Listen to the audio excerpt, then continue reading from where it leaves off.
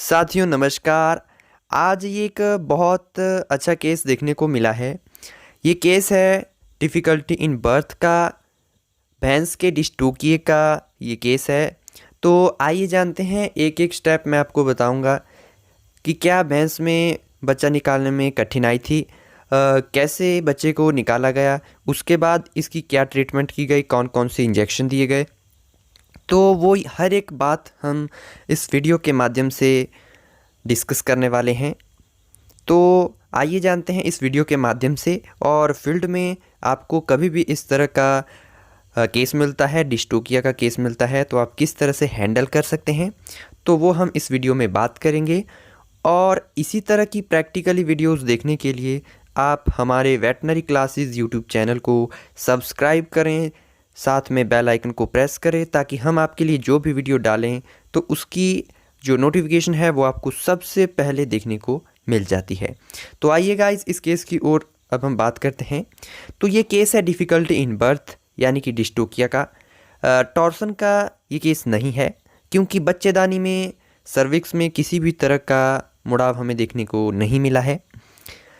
तो जब हमने रेक्टल पैल्पेशन की, सबसे पहले रेक्टल पैल्पेशन हमने इसमें की, तो रेक्टल पैल्पेशन से ये पता करना होता है कि बच्चा जो है वो जीवित है, या कहीं बच्चा जो फीटस है अंदर, जो भ्रूण होता है, जो बच्चा है, जो काफ है, वो कहीं उसकी डेथ तो नहीं हो गई है।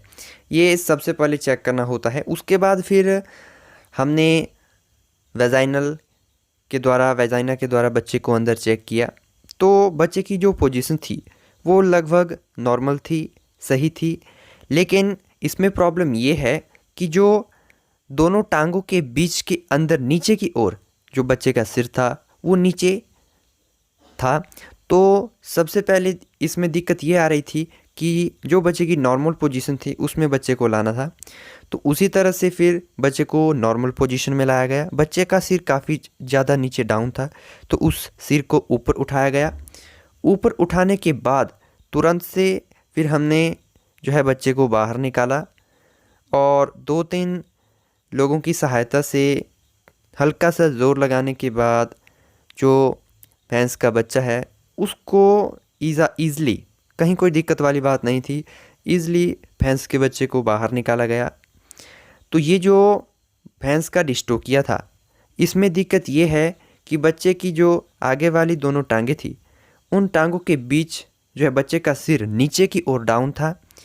तो डाउन होने की वजह से जो भैंस है वो डिलीवरी करने में उसे दिक्कत आ रही थी। तो इसीलिए जो सिर है उसको हाथों की सहायता से ऊपर उठाया गया, नॉर्मल पोजीशन में बच्चे को लाया गया। और पोजीशन में लाने के बाद आप देख सकते हैं मेल काफ पैदा हुआ है, बिल्कुल ठीक है, कहीं कोई दिक्कत, सांस ले रहा है, कहीं कोई दिक्कत या टेंशन लेने वाली बात नहीं है। डिस्टोकिया को बड़े ही प्यार से हैंडल किया गया है।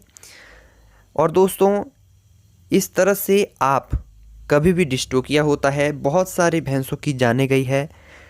ये चीज़ें तब होती है जब सही तरह से डिस्टोकिया को हैंडल नहीं किया जाता, भैंस के अंदर इंजरी हो जाती है, शॉक में भैंस चली जाती है, और फिर पशु की जान जाने का खतरा बना रहता है। तो फील्ड में सही तजुर्बे से सही तरह से काम करेंगे तो कहीं भी आपको टेंशन लेने की ज़रूरत नहीं होगी, फील्ड में रिस्पेक्ट भी बनी रहेगी।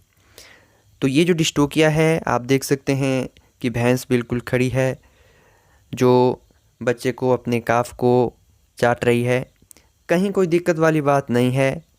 भैंस जो है वो बिल्कुल ठीक है, जो मेल काफ है वो भी बिल्कुल ठीक है, कहीं कोई दिक्कत वाली बात नहीं है। पशुपालक भी काफ़ी ज़्यादा खुश है और काफ़ी टेंशन में आ गए थे, तो अब बिल्कुल सब कुछ सही हो गया है।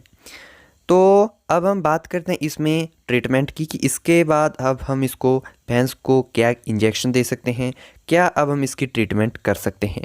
हम इनको इंजेक्शन जो है वो हम इस भैंस को लगातार ट्रीटमेंट देंगे। तो कौन कौन से वो इंजेक्शन है वो मैं आपको आगे बताऊंगा। तो यहाँ पे काफ़ी सारे लोग ये भी कमेंट करेंगे कि आपने फ्लूइड थेरेपी जो है भैंस को क्यों नहीं दी। सो दोस्तों, फ्लूइड थेरेपी का ये इशू है कि घास बिल्कुल सही तरीके से खा रही है, भैंस बिल्कुल खड़ी है, कहीं कोई इसको फ्लूइड की ज़रूरत नहीं है। तो इसीलिए हम सिंपल से इनको 3-4 इंजेक्शन लगाएंगे और 3 दिन तक ट्रीटमेंट करेंगे तो भैंस जो है बिल्कुल सही हो जाएगी।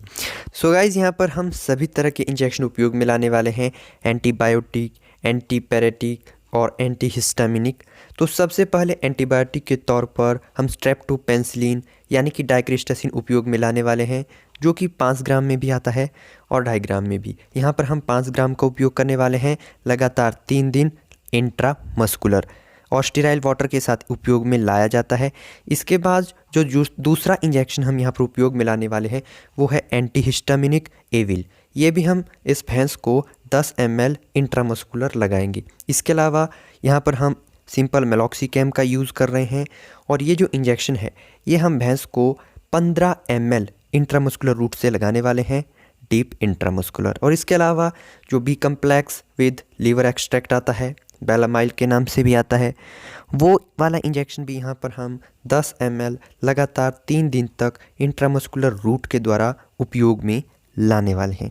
तो ये ट्रीटमेंट अगर आप सिंपल डिस्टूकिया में करते हैं, कहीं कोई दिक्कत वाली बात नहीं है, भैंस 3 दिन में बिल्कुल रिकवर हो जाएगी और आपका जो केस है वो सही हो जाएगा। इस वीडियो को लाइक, शेयर और सब्सक्राइब